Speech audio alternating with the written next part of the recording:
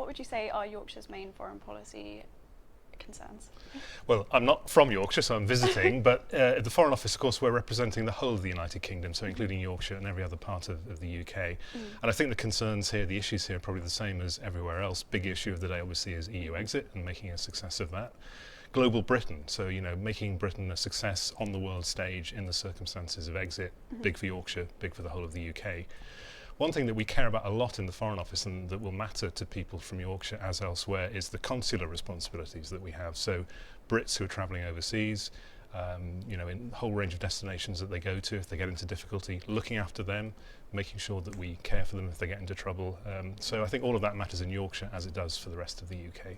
Do you think there's much distinction between how people experience foreign policy in Yorkshire and how they experience it in, say, London? Well, I'll be finding that out, I hope, in the conversation this afternoon. And I think it's very important that we have foreign policy conversations, around the nations of the UK and around the regions. It shouldn't just be about London. I think one of the worst things that could happen would be if people regarded this as just a kind of, a conversation in a bubble there. So it's very important that we engage the whole of the country, because it's the whole of the country that is engaged internationally. And do you think there have been many generational differences in what sort of areas people are interested in foreign policy? Well, again, I may find that out today. I think the most important thing is to have people of all ages, including young people, really interested and engaged in foreign policy and international issues. I sense that there is quite an interest at the moment for obvious reasons, which I think is good.